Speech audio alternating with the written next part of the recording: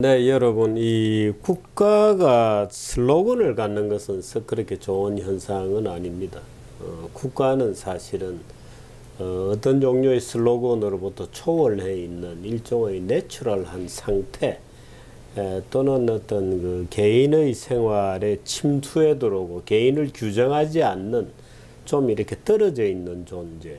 그래서 필연적으로 좀 작은 권력, 이제 이렇게 구성되는 것이 보통의 이제 우리가 지향하는 그런 가치 있는 국가입니다. 그런데 대개 이제 현실의 정치 권력들은 슬로건을 내죠. 뭐 이명박 때는 뭐 녹색 성장. 근데 요 최근 들어서 이제 소득주도 성장이라는 말이 하도 공격을 받으니까 그 말을 슬쩍 내려놓고 포용적 성장 뭐 이제 이런 말로서 갈아타고 있습니다. 당연히 포용적 성장이라는 말은 과연 지금 문재인 정권이 설명하는 그런 어떤 커노테이션을 갖는 그런 언어인 것인가에 대해서 오늘 검증을 좀 해보도록 하겠습니다. 이병태 교수님 모십니다. 어서 오십시오. 예, 안녕하십니까. 지금 제목을 보니까 완전 가짜 포용적 성장입니다. 예, 설명을 좀. 지난번에 제가 방송에서도 표지만 따오고 내용 하는 일은 반대다 이런 말씀을 드렸잖아요. 그래서 오늘 그 소위 포용적 성장, 인클루시브 그로스라고 하는 것을 주장했던 국제기구들의 그 보고서, 그 중에서도 특히 한국한테 뭐 하라고 하는 이제 권고안들이 구체적인 정책 권고들도 있죠. 그래서 그거를 보면서 문재인 정부가 정말 포용적 성장 정책을 하면서 포용적 성장이라고 주장을 하는지 그걸 좀 보도록 하겠습니다. 포용이라는 말에 좀 꽂혔던가 봐요. 사실은 그 말이 아닌데 단어만 좋아서. 제가 이제 지난번 뭐 누누이 우리 방송에서 여러 번 우리 사회가 양극화돼 있다거나 재난적으로 글쎄. 양극화돼 있다는 건 가짜 뉴스다 이런 말씀을 했잖아요. 근데 이제 저희들 얘기가 잘 전달이 안 됐는지 이번 달 초에 이 대통령이 좀 봐줬으면 좋겠는데. 그러게요. 그 국회 시정연설에서 우리나라가 성장에 치중하는 동안에 양극화가 극심해진 탓이다. 그래서 발전된 나라들 가운데 경제적 불평등의 정도가 가장 심한 나라가 되었습니다. 이렇게 제가 이제 그 발전된 나라들 가운데 경제적 불평등이 가장 적은 나라라는 거를 제가 저희가 누누이 통계를 보여드렸지 않습니까? 그러면 고도 성장 과정에 양극화가 극심해졌냐? 그 말을 그냥 좀 확인하기 위해서 우리나라의 1980년서부터 2000년까지의 그 진위계수 변화를 좀 가져왔거든요. 그래서 보시면 이제 이 빨간색이 진위계수고요. 청색이 실업률입니다. 보시면 진위계수가 우리가 고도성장 80년에 쭉 계속 줄죠. 줄다가 IMF 때 치솟기 시작을 하거든요. 그러니까 요 직전에 좀 치솟죠. 그러니까 고도성장하면서 양극화가 심해진 게 아니라 해소되는 과정이죠. 근데 이제 그거는 이 실업률을 보면 당연하죠. 왜냐하면 실업이 이제 경제가 팽창하니까 경제적 약자들도 다 일자리를 받게 되고 그러니까 소득이 이제 격차가 줄게 되죠. 그 우리나라 이렇게 추세를 보면 과거에는 그 건설이나 농업이나 이렇게 날씨에 왔다 갔다 하는 일자리들이 많았는데 그런 게 적어지면서 다 안정된 일자리로 갔기 때문에 고용도 훨씬 안정된 쪽으로 이전했거든요. 그래서 지금 이 온 국민이 보는 국회에서 국회의원들 앞에서 어떻게 이런 아주 명백한 가짜 뉴스를 아무 서슴없이 대통령이 시정연설을 하고 또 이런 연설문은 청와대에서 여러 사람이 독해를 하죠. 근데 이런 것들이 걸러지지 않는 거로 보면 상당히 심각한 이념의 서클에 의해서 지금 움직이는 정부라는 게 너무 명백한 거죠. 그래서 누군가가 생산한 가짜 뉴스를 자기들끼리 계속 돌리면서 진실인 걸로 믿는 진실인 것처럼 집단적 환상에 빠져 있습니다. 환상이 지금 심어져 있는 거예요. 그 어떤 사회가 얼만큼 포용적이냐 그걸 재는 몇 개의 국제적인 지수들이 있어요. 인간개발 지수입니다. 인간개발 지수인데요. 인간 개발 디벨롭먼트 인덱스. 그래서 측정 요소는 얼마나 건강한가를 평균 수명을 가지고 얘기하고요. 사람에 대한 투자가 얼마나 많이 이루어지는가, 교육을 몇 년이나 받느냐 하는 거하고 1인당 국내 총생산액을 따서 경제 개발 이 세 개가 있으면 그 사회가 상당히 인간이 살아가는데 풍요롭게 개발돼 있다는 거잖아요. 그래서 우리나라가 거의 22위 국가거든요. 2017년이요. 그런데 이제 여기서 주목할 게 뭐냐면 경제력만 따지면 우리가 30위입니다.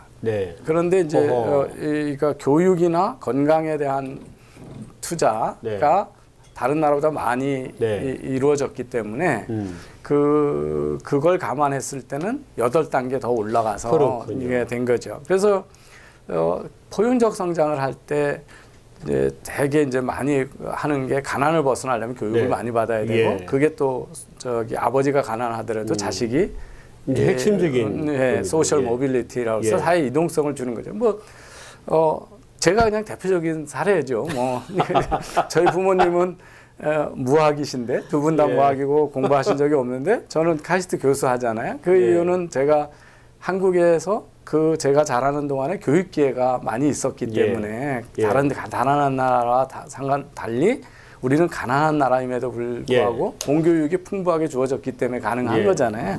그래서 이게 우리가 상당히 포용적인 국가를 만들어 놨다라고 하는 지수죠.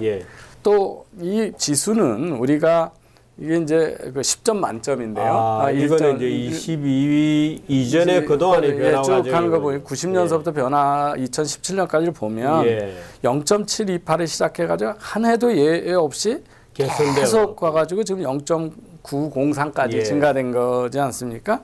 그래서 이 증가폭도 다른 나라에 비해서 월등히 높은 나라거든요. 그래서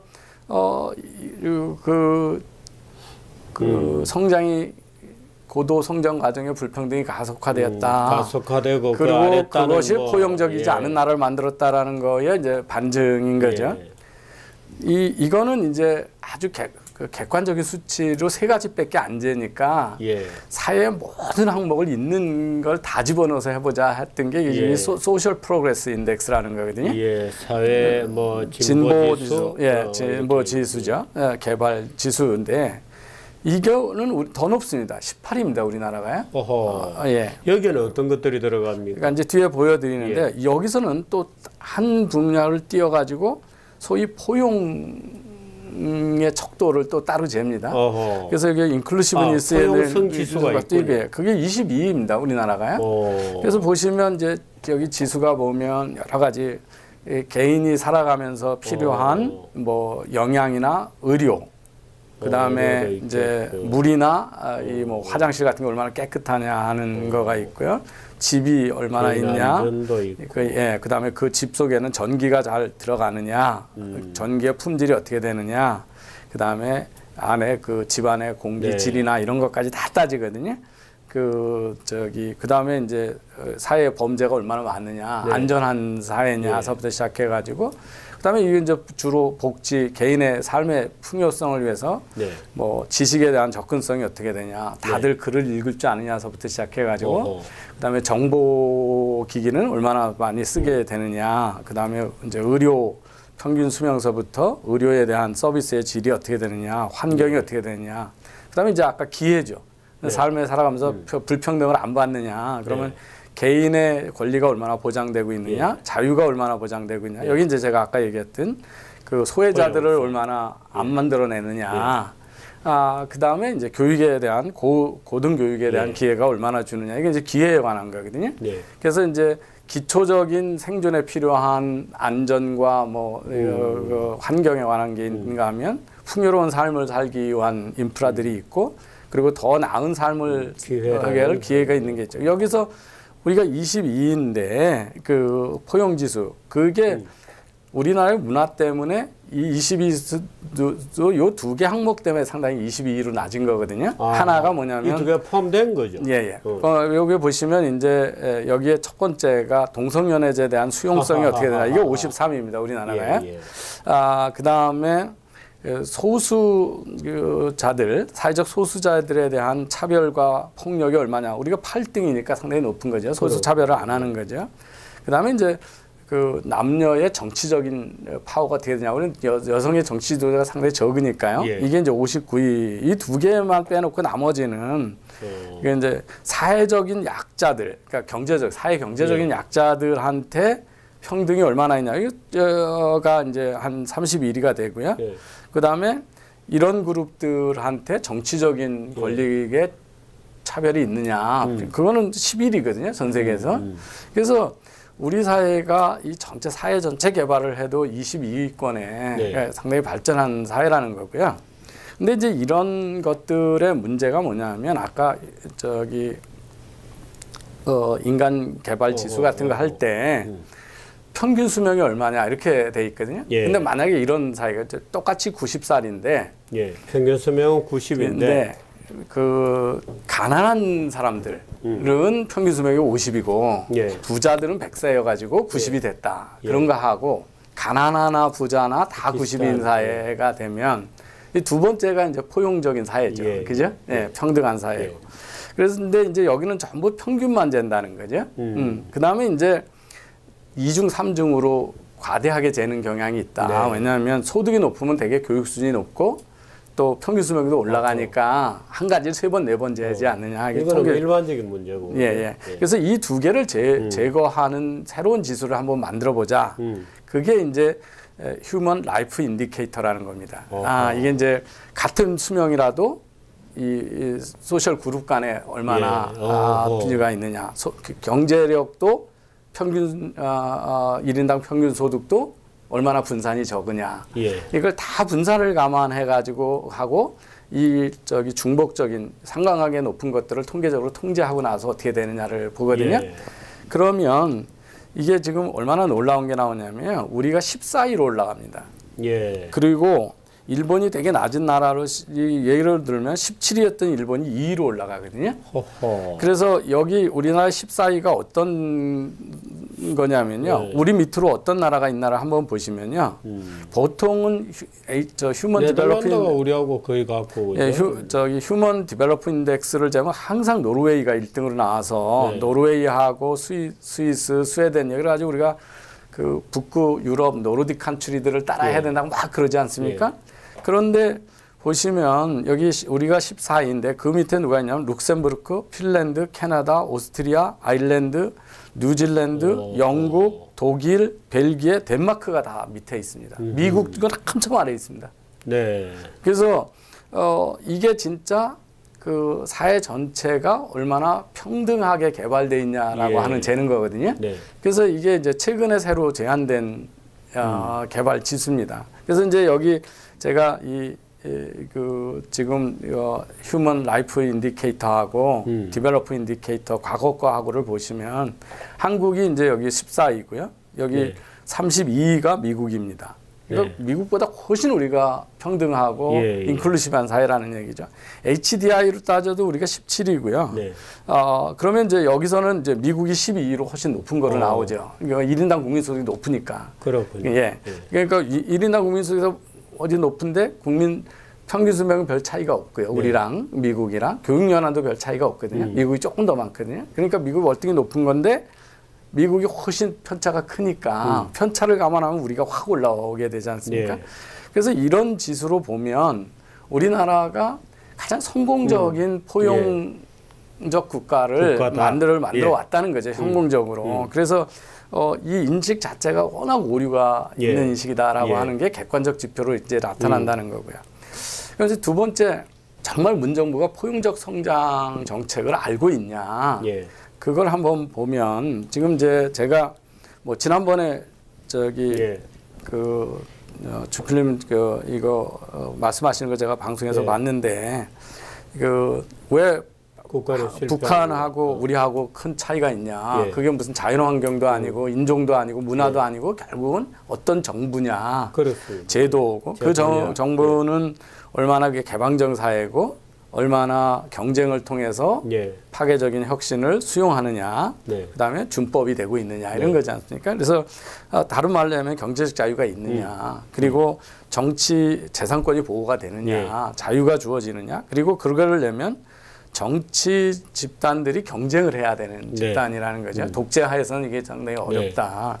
근데 지금 이제 이런 그 제도의 차이가 가르는 건데 그래서 포용적 성장의 번영을 가져오는 거는 그냥 자유시장 경제고 준법이고 개인의 자유를 존중하는 사회라는 건데 지금 마치 새로운 포용성장의 제도가 있는 것처럼 그렇게 얘기를 하시죠. 그래서 이 국제기구들이 한국한테 권장하는 또는 포용적 성장 정책이라고 하는 것들의 보고서가 여러 개 있습니다. 그래서 이제 대표적으로 2016년에 발행된 OECD 보고서하고 최근에 한국의 그 노동시장의 이중성을 어떻게 해소할 거냐라고 권고하는 워킹 페이퍼가 IMF에서 나온 게 있고요. 그다음에 이제 맥킨지가 보고한 보고서를 있습니다.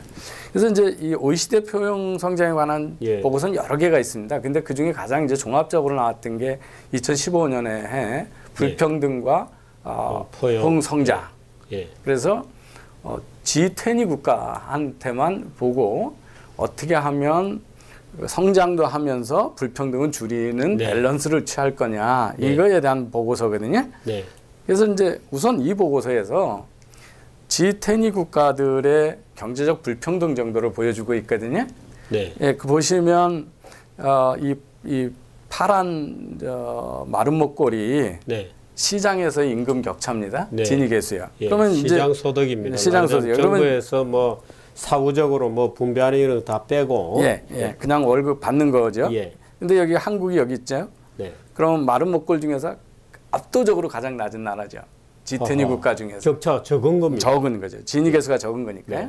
그다음에 이제 이 빨간 막대 그래프는 뭐냐면 정부가 세금을 빼고 가처분 소득 계수죠. 그것도 우리보다 낮은 조금 낮게 나온 게 독일이 6위를 합니다. G20 국가 중에서.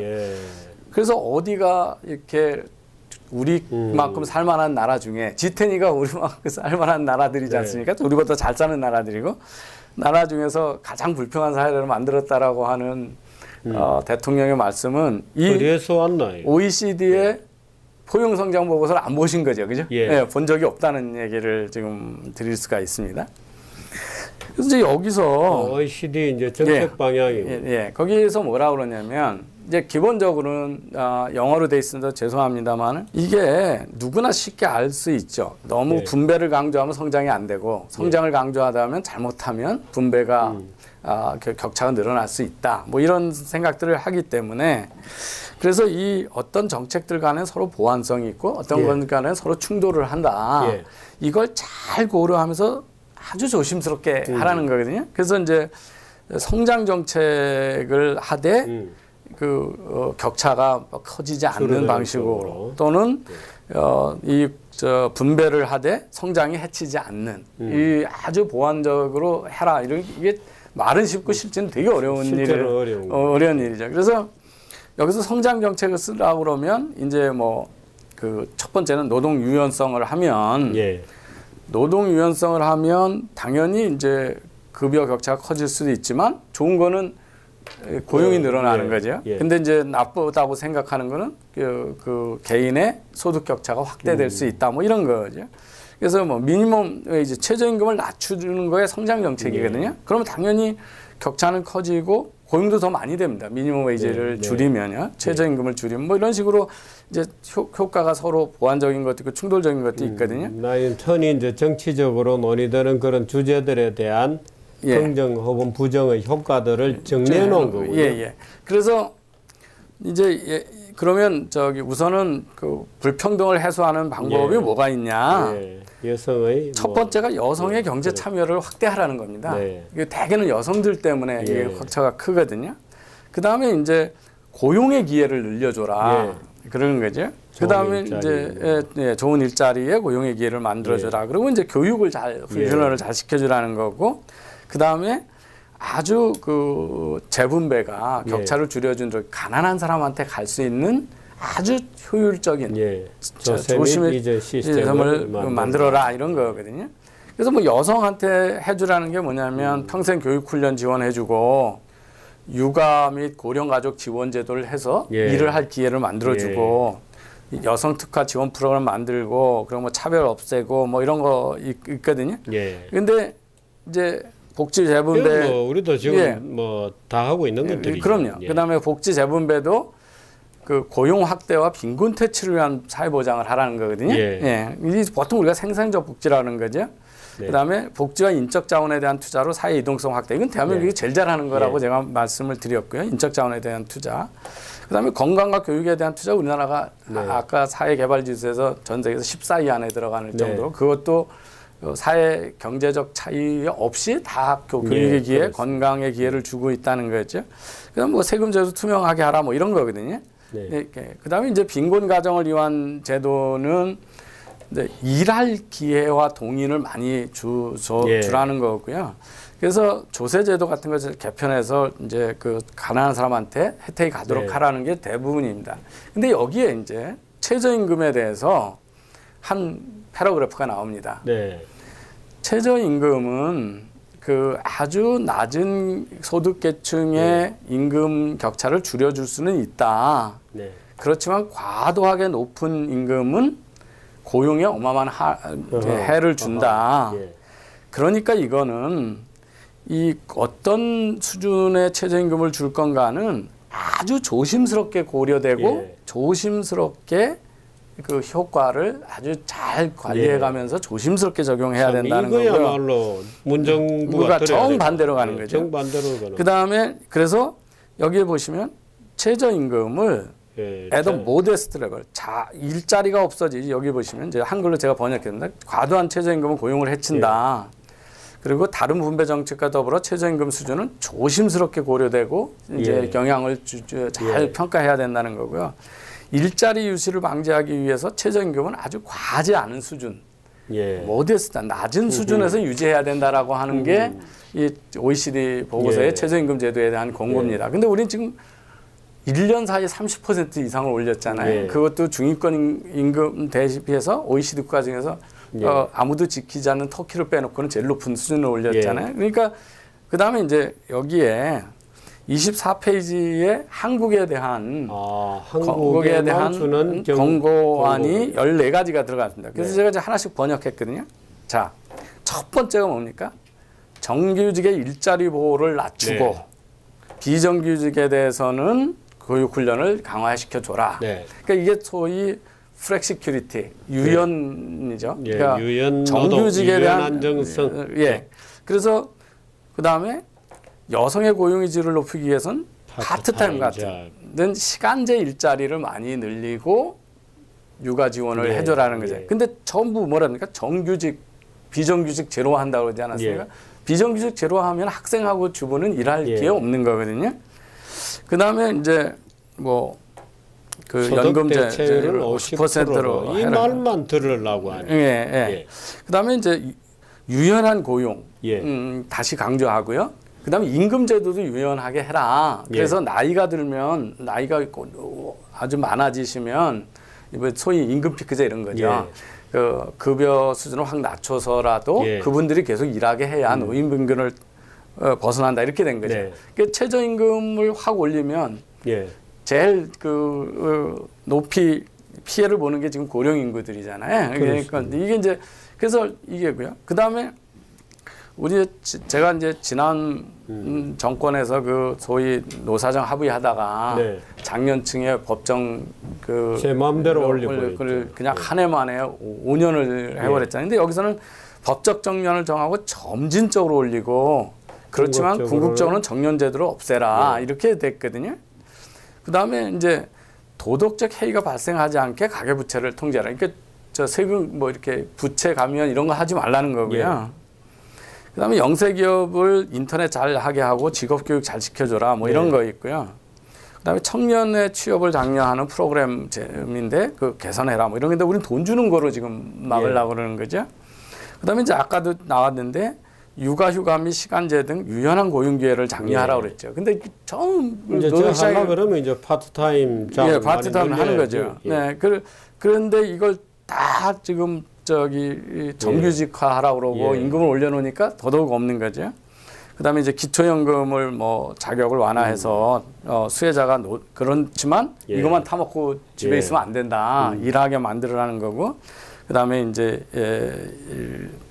EITC를 자영업자한테도 줘라.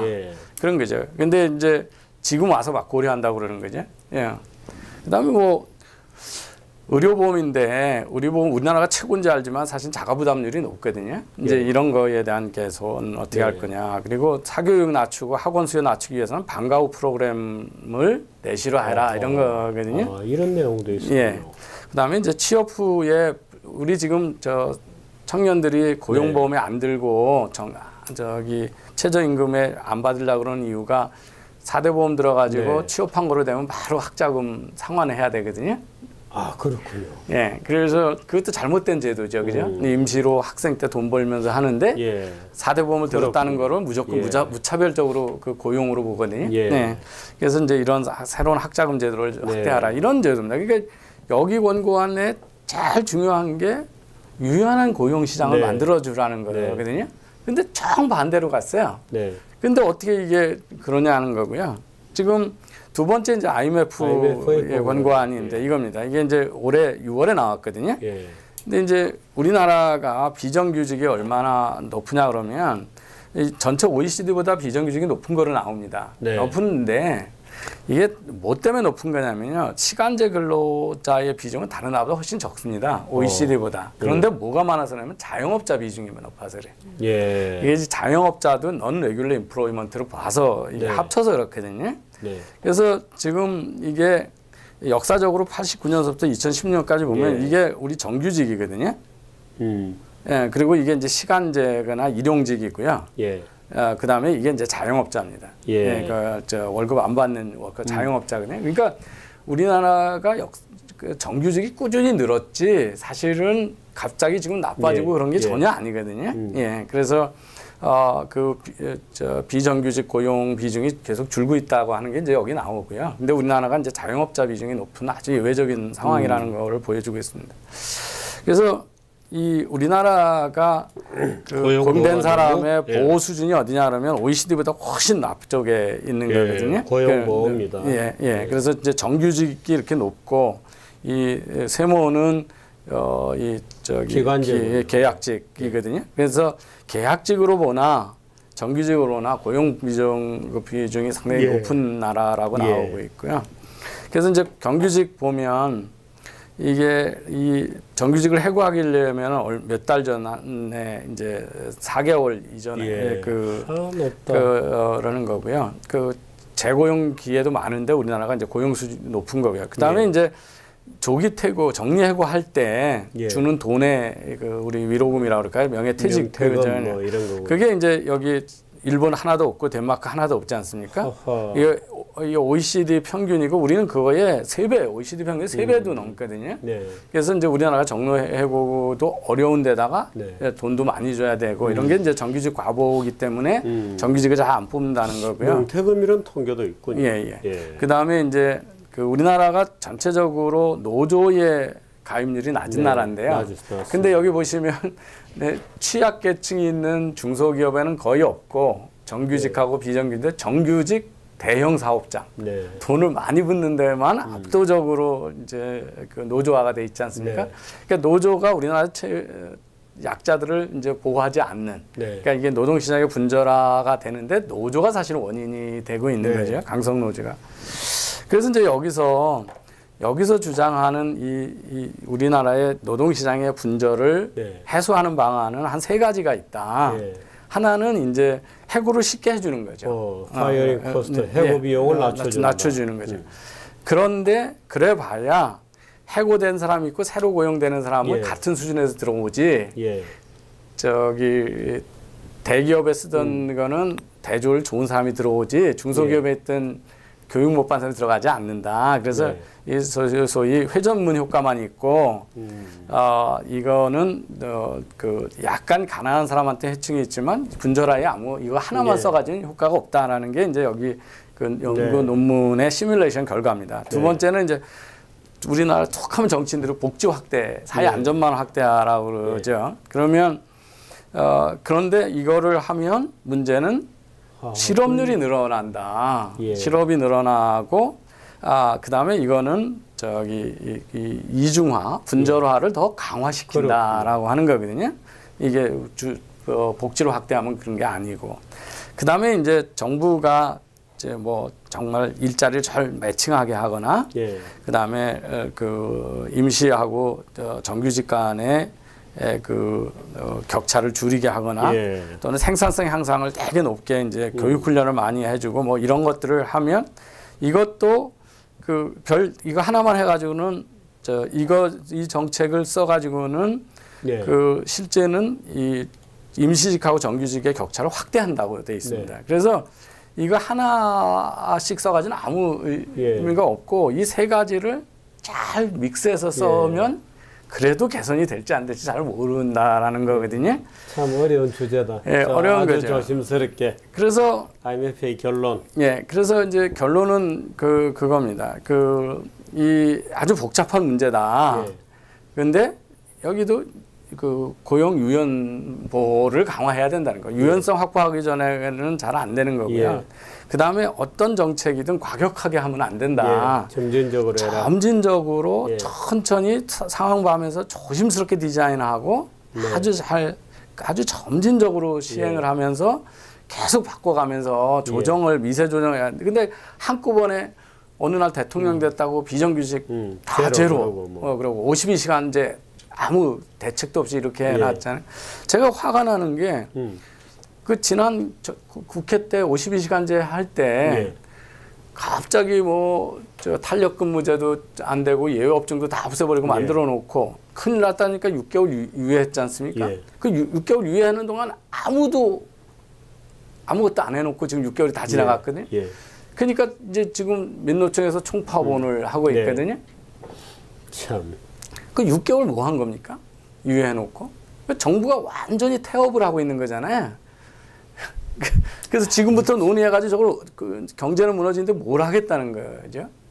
제가 아직 공식 발표가 안 된 건데 정부의 국책연구소에서 이 최저임금의 고용에 대한 효과를 실증적으로 분석한 보고서를 연구 논문을 제가 이제 심사를 했거든요. 그래서 곧 발표가 될 텐데 그 통계 아주 엄밀하게 했는데 그냥 월급 받는 사람들만 했습니다. 자영업자 효과라든지 그 비공식적인 고용을 하고 있는 그런 거를 빼놓고를 해도 10%의 최저임금 올리는 게 1%의 고용 감소가 나타나거든요. 그러니까 지금 1년 사이에 30% 올린 거잖아요. 그 3%의 고용 감소가 나는 거거든요. 그러면 그게 60만 개잖아요. 그렇군요. 그러니까 최근에 좋은 일자리 없어졌다는 80만 개가 정확하게 나와요. 그렇군요. 거기에 이제 그 자영업자들께도 하고 그러니까 60만 개보다 더 많은 거죠. 그래서 이건 아주 명확하게 실증적으로 나와 있거든요. 그리고 거기서도 이거 받는 게 도소매업, 영세업, 그다음에 고령층과 교육 수준이 낮은 층이 월등히 많이 받고 300인 이상의 제조고 대졸이고 중년층은 영향이 적고 이게 그러니까 여기서 얘기하는 그 포용적의 빈부 격차를 확대하는 쪽으로 간다는 것도 자명하게 나오거든요. 그래서 통계적으로 다 나옵니다. 그래서 언제쯤 나옵니까? 그걸 거기서 언제 발표할지 모르겠습니다. 그래서 그래서 이제 IMF도 논문은 심사는 끝났군요. 근데 이제 맥킨지는 제가 지난번에 장기 지속 가능 성장을 잘하는 나라들로부터 경제가 지속 가능하게 다 번영하게 하는 정책이 뭔가를 찾아낸 거로 올 9월에 나온 보고서고요. 거기에 이제 우리나라가 50년 동안 3.5% 이상의 고도 성장을 지속적으로 잘한 경이적인 나라로 이제 아웃퍼포머로 나오거든요. 그래서 이제 여기서 그 거시 경제에 기반하고 그 경제에서 수입을 눌리는 정책, 생산성을 올리는 네. 정책, 수요를 확충하는 정책을 예시를 합니다. 그 과거에 지속 성장을 하면서 번영한 나라들에서 성공한 정책들을 뽑아낸 겁니다. 그래서 이제 그 생산성을 높이기 위해서 뭘 해야 되냐면 투자와 저축을 장려하라고 되어 있거든요. 경쟁을 강화시키다. 그러니까 경쟁을 강화시킨다는 건 규제 개혁을 해가지고 누구나 막 해야 되고, 특히 여기서 규모의 경제를 장려하라. 작은 애들이 커져가지고 큰 회사가 되는 거를 장려해야 된다는 거예요. 근데 우리는 지금 어떻게 했냐면 을을 보호한다는 이름 하에, 큰 거는 나악의 세력이에요. 예, 그리고 상생한다는 이름 하에 규모의 경제를 장려하는 게 아니라 규모의 경제를 억누른 거죠. 크면 대기업이 되면 나쁜 거니까 내부 거래도 단속해야 되고 사주의 친인척의 회사까지도 다 신고해야 되고 뭐 이런 거죠. 그 다음에 이제 여기서 새로운 혁신을 해서 제일 먼저 치고 나가는 사람들에 대한 퍼스트 무버를 장려하고 혁신을 장려하고 교육 및 기술 교류를 장려하라 이런 거죠. 근데 지금 우리나라에서 퍼스트 무버 할 수 있는 거 다 못하게 하고 있죠. 그래서 공유경제도 안 되고 핀테크도 안 되고 다 안 되고 있는데 저는 요번에 부총리 되신 분이 저는 참 답답한데 규제 개혁 중에 제일 큰 이슈가 공유경제 합법화해 주는 거라는 거예요. 공유경제 우버가 나오고 디디 추싱이 나오고 에어비앤비가 나온 게 2008년이거든요. 10년 후에 지금 우리나라가 그걸 한들 내수 회사 한두 개 작은 회사밖에 안 되잖아요. 이미 동남아는 말레이시아 시작한 아니 뭐 그것도 뭐 또 기존의 택시가 또 물어볼 거 아니에요. 그러니까 그래서 그 이해 당사자들 모아놓고 뭐 합의하라고 그러고 공론화 과정 거친다 그러고 그러다 보면 그러고 그러면 아무것도 아닌 이제 흉내만 규제로 끝나잖아요. 그래서 경쟁을 강화하고 규모의 경제를 장려하라고 하는 이거에 대해서 그다음에 이제 저희 보조금 주지 말라는 거거든요. 근데 지금 뭐 보조금 살포를 그냥 일자리 예산이라고 하면서 너무 많이 하는 거잖아요, 지금. 그래서 이게 하고 있고. 그래서 뭐 이 생산성 향해서 우리가 뭐 하고 있나 보면 공정 경쟁이라는 미사역으로 포장해서 규제와 간치를 늘려 가지고 투자 못 하게 하고 사법 처리하고 그다음에 가맹점 중소기업 보안 명분으로 경쟁 제한하고 시장 할당하고 있고 돈 뺏어서 나눠주라고 그러고 그다음에 뭐 교육 및 R&D 투자를 어떻게 할 건지에 대해서 청사진 전혀 없잖아요. 수시하고 정시 몇 % 뽑을 건가가 교육부의 이슈가 돼 있는 나라거든요. 그다음에 이제 소득을 늘리는 것 중에 여기도 똑같습니다. 첫 번째 소득을 늘려주는 게 하나가 뭐냐면 노동시장의 유연성 도입하라는 거거든요. 이게 포용성 장애라는 겁니다. 그 비정규적인 그 공유하고 비정규직 이게 우리 특고라고 그러죠. 특별한 고용 제도 많이 만들어라. 그다음에 이 잘 조준된 복지를 해야지 보편적 복지하지 말아라. 학습지라든가 뭐 골프장 캐디라든가 그런 거죠. 지금 이것도 다 이런 거죠. 이것도 다 노동조합 만들어서 묶어준다는 거 아니에요? 그래서 이런 거 하라는 거가 그리고 이제 지금 소외계층이 경제 참여 더 많이 하라. 근데 이거는 아까도 얘기했지만 정반대로 갔거든요.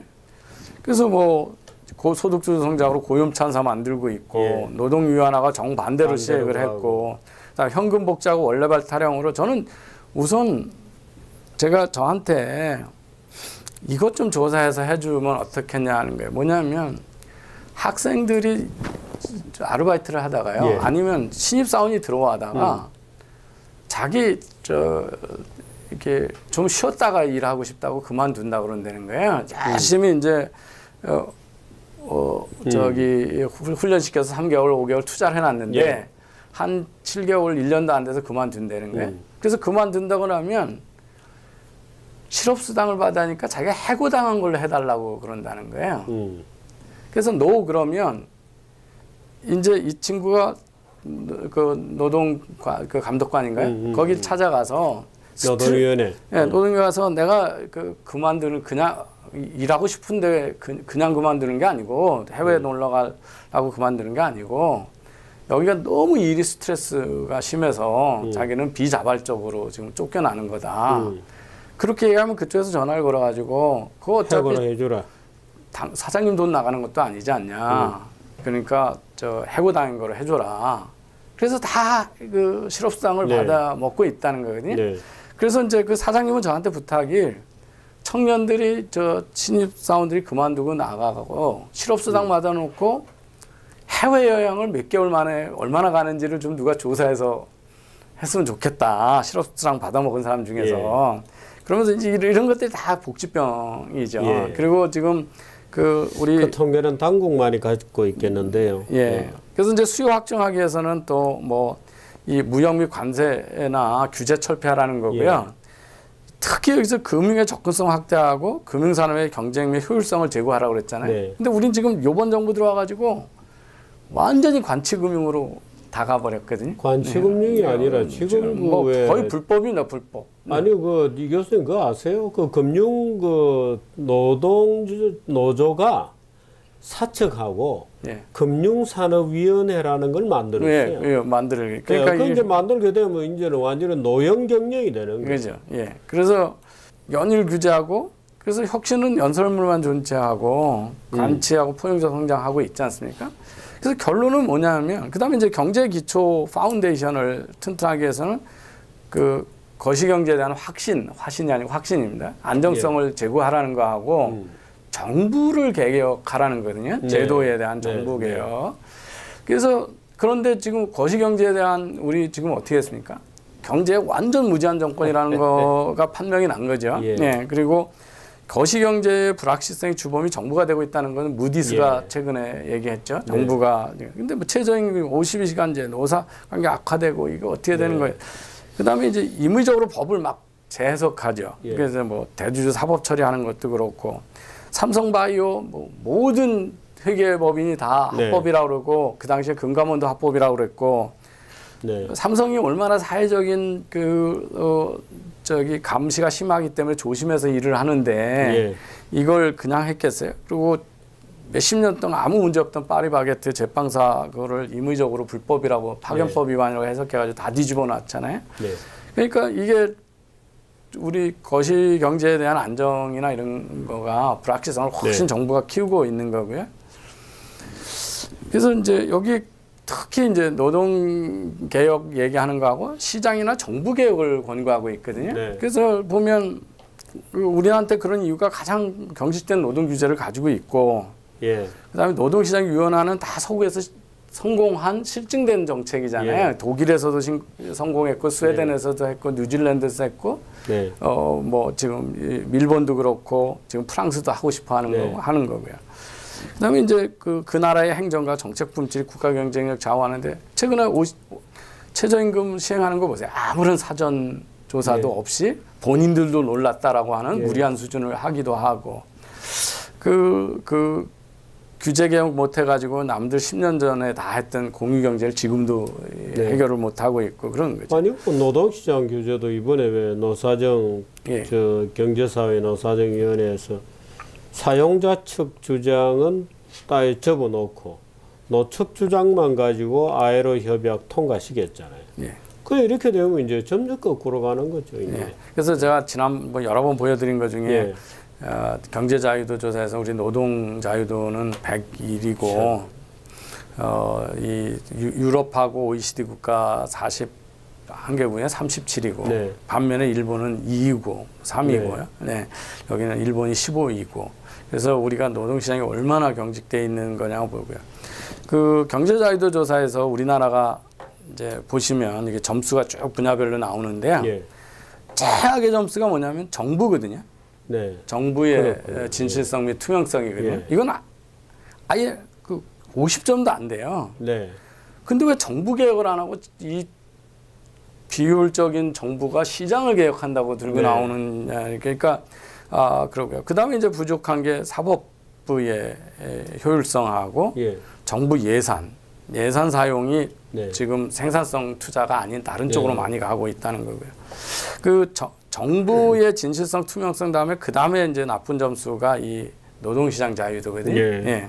근데 이 두 개 명백히 객관적으로 드러난 개혁할 영역은 하나도 안 하고 반대로 가면서 이제 시장을 개혁한다고 들고 나오는 거죠. 그래서 금융도 이제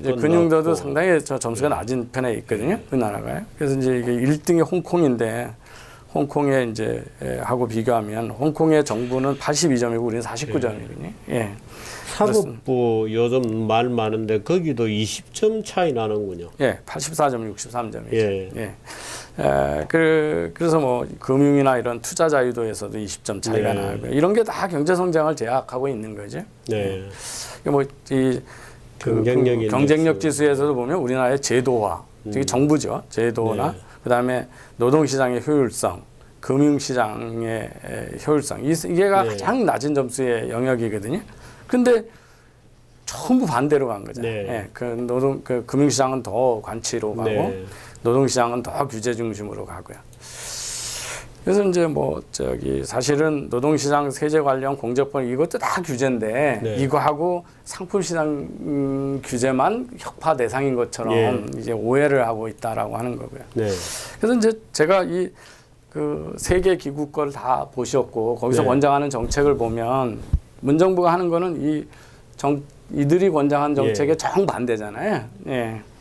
그래서 청개구리를 그려놓으셨고 그래서 이거는 표지만 표절한 가짜 포용적 성생 정책이고 국제기구의 권고에 정반대로 가는 정책 조합을 하고 있고 그리고 여기서 조심하라고 돼 있는 거에 조심성이 없는 완전히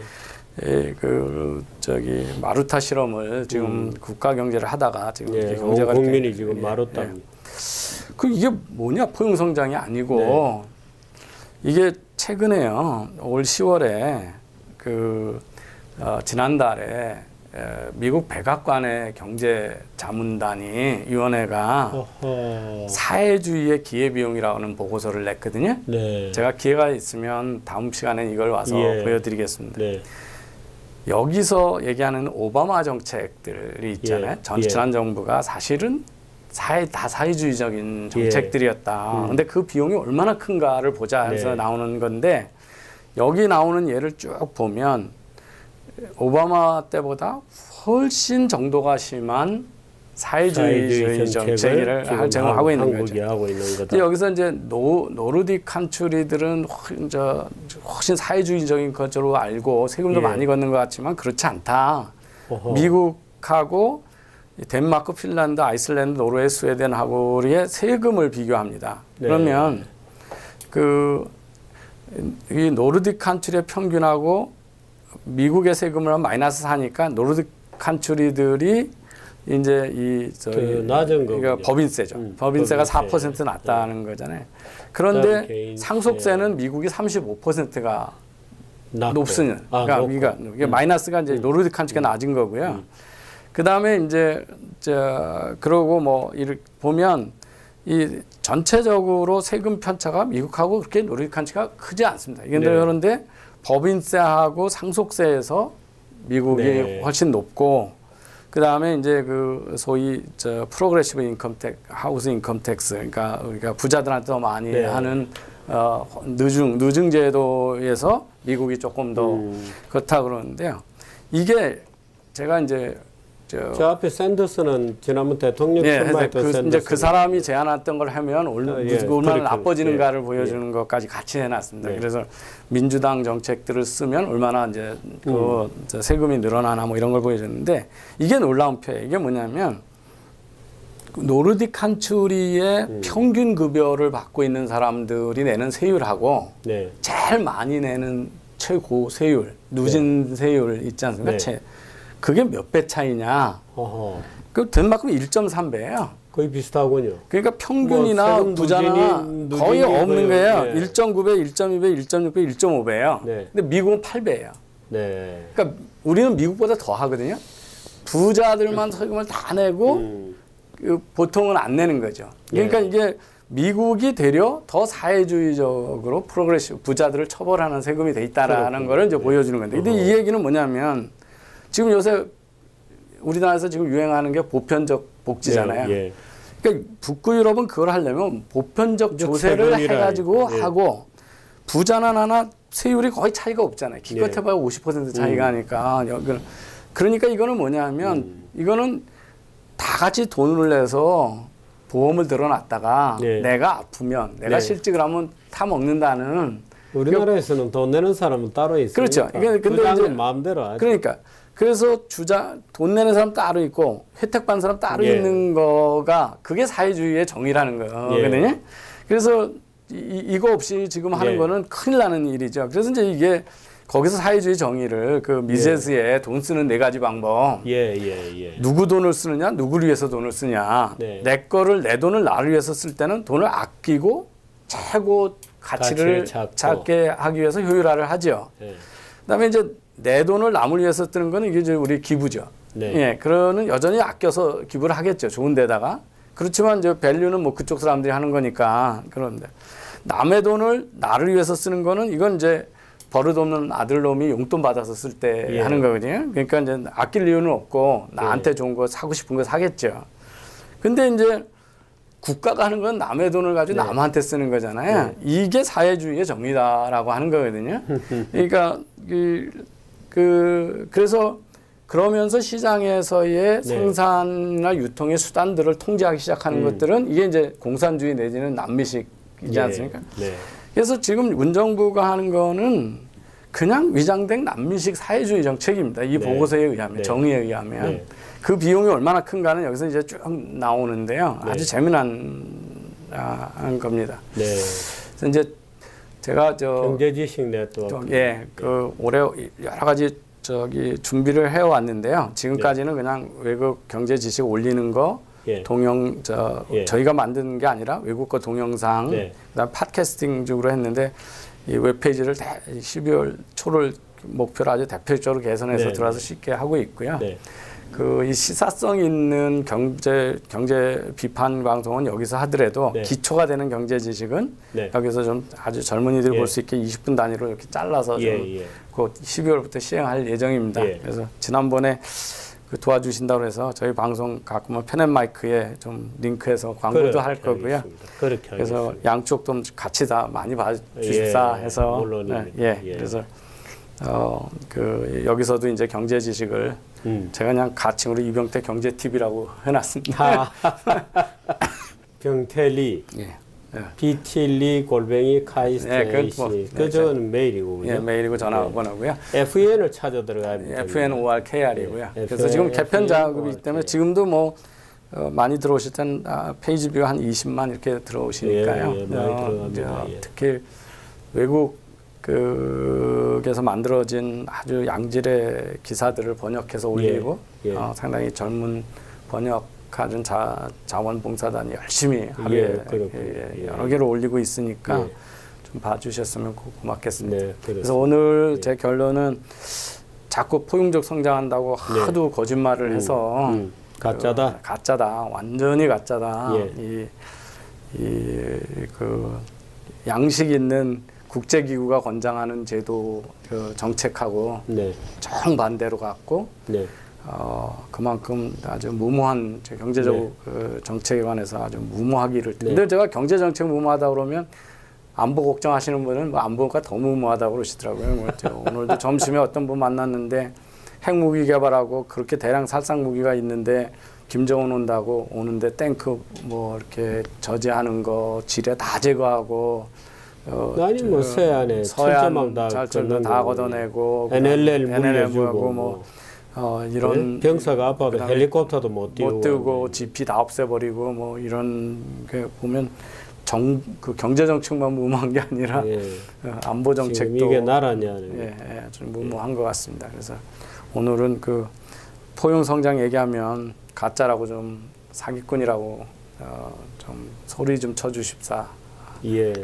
그런 내용으로 여러분 아마 포용이라는 개념에 대해서 정확하게 이제 인식이 됐을 것 같습니다. 그런데 청와대에서 왜 저런 엉터리의 잘못된 경제 상식이 횡행하고 또 그게 또 젊은 층에 침투가 돼요. 또 젊은 층 공부 안 하고 맨날 지하철 타고 게임만 하다 보니까 그래서 그런지 젊은 층에 또 침투가 되어 들어가고 저런 것들이 정치적 디시전에 또 영향을 주고 하는 이제 그런 악순환이 The Rise of Victimhood Culture라고 제가 이제 원래 헬조선이라고 징징하지 말라 똑같은 문제의식을 가지고 제가 비판을 했던 건데 피해자를 자처하다 보면 분노가 되고요.